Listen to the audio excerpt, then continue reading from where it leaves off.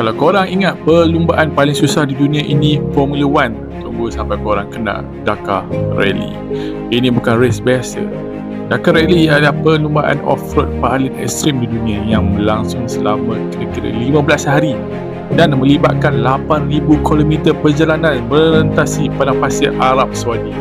Bayangkan setiap hari perlumbaan kena redah bukit pasir setinggi bangunan, laluan berbatu yang boleh merosakkan jentera, cuaca panas yang melampau, kadang-kadang lumpur yang boleh buat kenderaan sangkut. Tapi bahagian yang paling gila ialah marathon stage. Dalam stage ni pelumba tak dibenarkan dapat bantuan mekanik selepas tamat perlumbaan harian. Kalau motor atau kereta rosak, mereka sendiri akan kena baiki.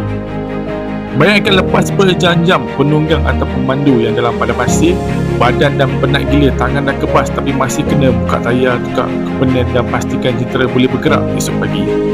Ramai pelumba kata marathon stage ni bukan sekadar menguji kelajuan tapi menguji mental dan ketahanan manusia. Ada yang tersesat berpuluh kilometer sebab silap navigasi.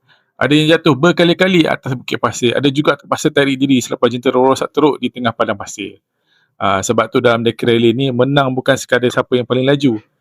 Menang bermaksud korang berjaya bertahan selama 2 minggu dalam antara perlumbaan yang paling kejam di dunia. Jadi kalau korang diberi peluang, korang sanggup tak redah 8,000 km padang pasir untuk cabar diri dalam Dakar Rally ni?